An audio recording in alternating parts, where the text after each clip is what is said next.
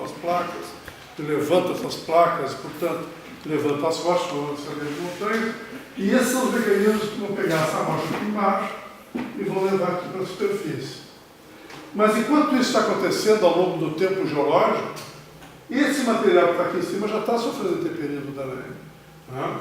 Então ele vai sofrendo desgaste, formando solos, sedimentos e tudo mais, e no fim vai ficar com uma espessura de coisa sobre ela, dessa rocha, muito pequena, que não vai ser suficiente para colocar aquela pressão que ela estava sofrendo. Então a primeira coisa que essa rocha vai sofrer é o chamado loading ou alívio de carga. São fraturas de alívio de carga perpendiculares à superfície da rocha, onde começam a gerar fraturas, e essas fraturas já é a primeira desagregação de pedaços dessa rocha. Eu já estou começando a separar porções dessa rocha. Ora, quando eu faço isso, o que eu facilito? Penetração da água da chuva.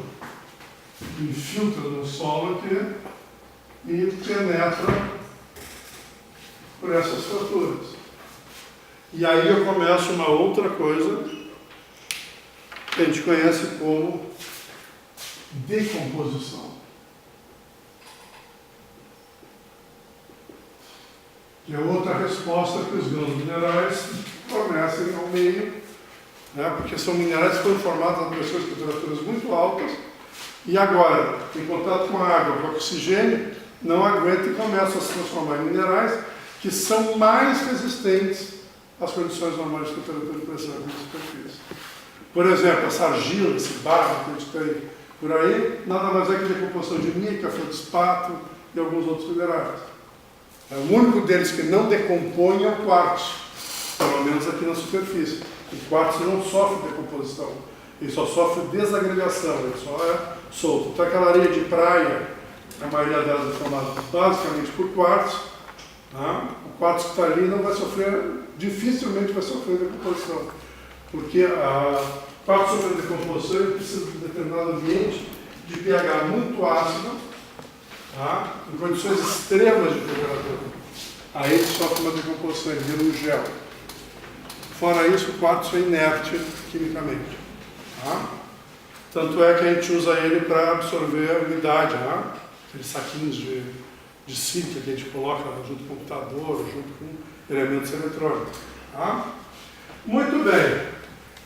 Quando eu faço isso, eu consigo então encontrar um caminho preferencial para essa água, e essa água vai começar a decompor essa rocha.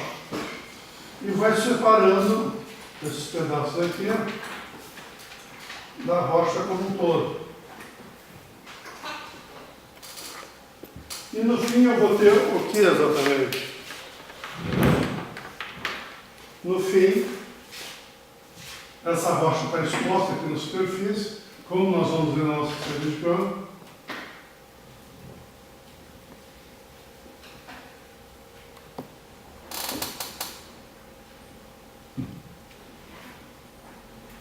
E vão aparecer blocos de rocha que parece que estão despencando do morro.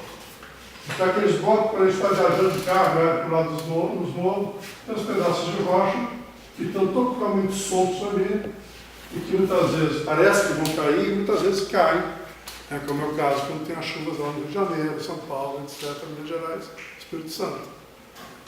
Então agora você já sabe onde que vem aqueles blocos. Antes eles faziam parte de todo o maciço rochoso.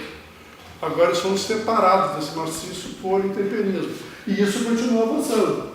E continua avançando. Com isso, essa rocha como um todo vai sendo desgastada até ela sumir. Certo?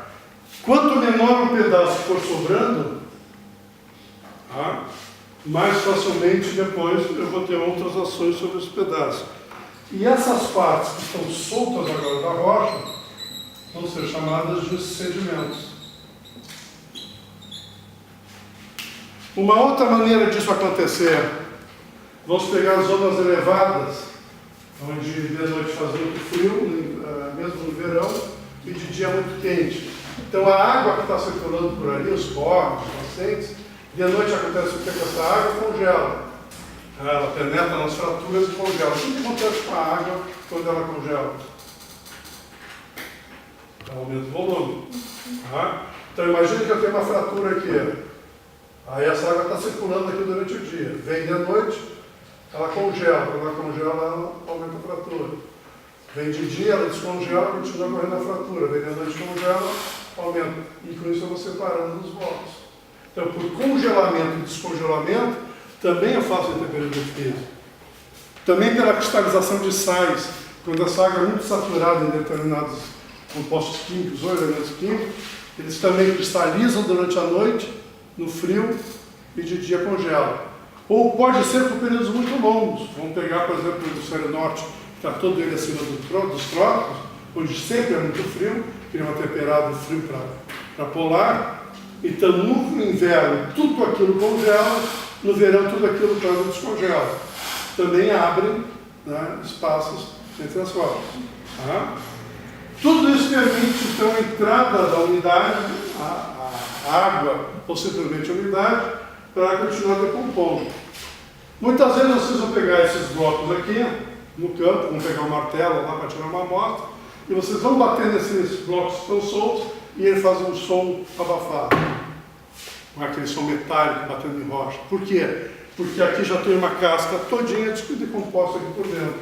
Já tem níveis de decomposição, só tem um núcleo duro lá, que é a rocha sã, sem estar sofrendo nenhum tipo de intemperismo, porque está isolado termicamente no intemperismo dele.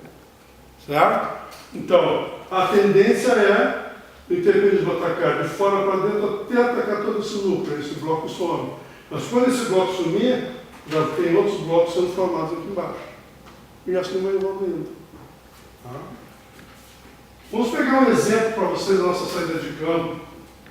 Para quem é aqui do Rio Grande do Sul, se eu sair aqui de Pelotas, tá, e for em direção a Canguçu, por exemplo, a Bagé, qualquer lugar desse que a gente vai para oeste aqui de Pelotas, a partir da cota 40, ou seja, do nível de elevação 40 em relação ao nível do mar, que aqui a gente está praticamente ao nível do mar. A parte mais elevada de Pelotas, que é a zona da Catedral de Pelotas, é 6 metros acima do nível do mar. Então, quando a gente vai para o oeste, a gente vai subindo no relevo. Quando chega o que a gente chama de cota 40, ou seja, altitude 40 em relação ao nível do mar, ali começam a aparecer exposições de rochas de uma antiga cadeia de montanhas que nós tínhamos aqui, que chegava a quase 4.000, 4.500 metros de altitude. Bom, mas cadê essa cadeia de montanhas agora? Não tem, o máximo é 600 metros. Na zona lá de São Gabriel, São Cepé, Caçapava, é o máximo que a gente tem hoje, 600 metros de altitude. Tá? Aqui em Pelotas nunca passa de 150, 160, Canguçu já vai a 300. Tá? Então é isso que a gente